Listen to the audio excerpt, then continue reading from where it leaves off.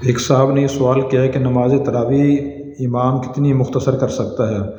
لوگ کہتے ہیں کہ آپ بہت وقت لگاتے ہیں، ہم تھک جاتے ہیں، تو نماز مختصر کریں۔ اس کا جواب یہ ہے کہ دیکھیں، شریعت نے جماعت کے زیادہ ہونے کی بہت زیادہ اہمیت دی ہے اس کو، اور اس کی کوشش کی ہے کہ نمازی کم نہ ہوں۔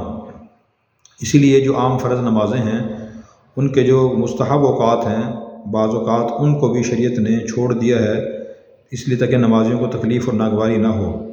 اب فجر کی نماز کے بارے میں حضور صلی اللہ علیہ وسلم نے فرمایا کہ اسفروا بالفجر فإنہ اعظم للأجر، کہ فجر کی نماز روشنی میں، اجالے میں ذرا تاخیر سے پڑھا کرو، اس میں ثواب زیادہ ہے۔ اب اس کی حکمت یہ ہے کہ غفلت کا وقت ہوتا ہے اور لوگ آہستہ آہستہ اٹھتے ہیں، بشری تقاضا کرتے ہیں، وضو کرتے ہیں، مسجد پہنچتے ہیں۔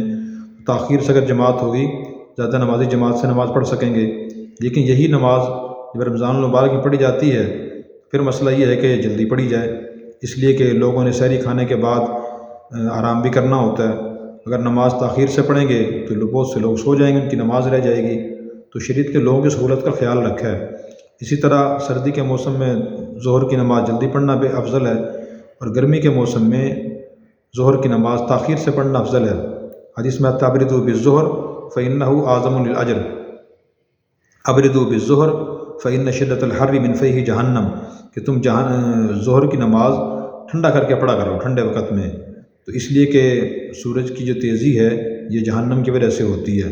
اب دیکھیں تاخیر سے پڑھنے کا حکم کیوں دیا؟ ایک وجہ اس کی یہ بیان کی گئی ہے کہ تاکہ لوگوں کو مسجد آنے میں آسانی ہو۔ اسی طرح نماز تراویح کے بارے میں مسئلہ یہ ہے کہ اگر لوگ پورا قرآن کریم سننا چاہیں تو امام صاحب کو چاہیے کہ پورا قرآن کریم سنائیں۔ اگر لوگ کہیں کہ جی پورا قرآن نہ سنائیں، کم تلاوت کریں، تو پھر امام صاحب نماز کی میں تلاوت کم کر دیں۔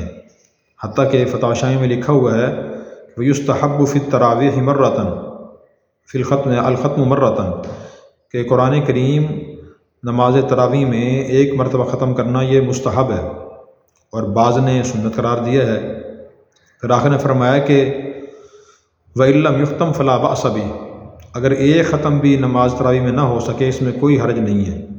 ویسے قرآن کریم سال میں ایک مرتبہ پڑھ ختم کرنا ہر مسلمان کے ذمہ ہے، قرآن کا حق ہے، لیکن تراویح کی نماز میں ایک مرتبہ ختم کرنا، پڑھ کے ختم کرنا، سن کے ختم کرنا، بعض علماء نے سنت اور بعض نے مستحب قرار دیا ہے۔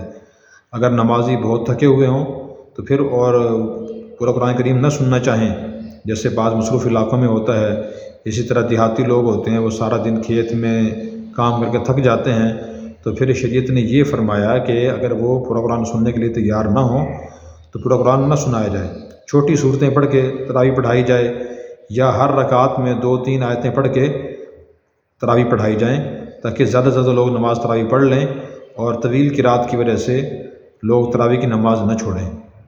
تو یہ دین کی سمجھ کا تقاضا ہے کہ امام صاحب کو چاہیے کہ وہ لوگوں کے سہولت کا خیال کریں، پہلے ترغیب دیں، یہ قرآن پورا تراویح میں پڑھا اور سنا جائے۔ اگر لوگ اس کے لیے تیار نہ ہوں تو پھر جتنا ہو سکے اس میں کمی کر دیں۔ یہ دین کے مزاج کے مطابق اور تعلیمات کے مطابق بات ہے۔